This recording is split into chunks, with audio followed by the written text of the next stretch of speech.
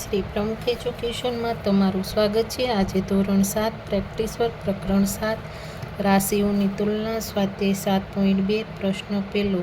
વિભાએ એક સાડી ₹345માં ખરીદી। થોડા વખત પછી તેણે આ સાડી શામાને ₹296માં વેચી દીધી તો વિભાને નફો થયો કે ખોટ ગઈ? કેટલા રૂપિયા? તો અહીંયા આપણે સૌ પ્રથમ તો લખી નાખીએ તો કે સાડીની મૂળ કિંમત બરાબર તો કે ₹345 છે અને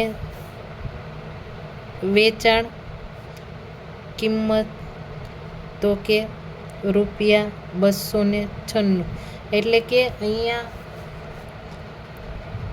અહીં વેચાણ કિંમત ઓછી હોવાથી ખોટ અહીંયા શું થાય તો કે ખોટ થાય, બરોબર। તો આપણે અહીંયા ખોટનું સૂત્ર મૂકવું પડે તો કે ખોટનું સૂત્ર તો કે મૂળ કિંમત માઇનસ વેચાણ કિંમત। મૂળ કિંમત આપણી કેટલી છે તો કે મૂળ કિંમત આપણી ₹345 છે, બરોબર છે। તો કે મૂળ કિંમત વધારે છે અને વેચાણ કિંમત તો કે ₹296। તો અહીંયા આપણે બંનેનો બાદબાકી કરીએ તો આપને કેટલા મળે તો કે ₹49। તો એ શું આવી તો કે ખોટ। તો અહીંયા આપણે કીધું હતું વેચાણ કિંમત ઓછી હોવા અહીંયા કેટલા તો કે વિભાને નફો થયો કે ખોટ? તો આપણે લખવાનું વિભાને ₹49 ખોટ ગઈ, બરોબર।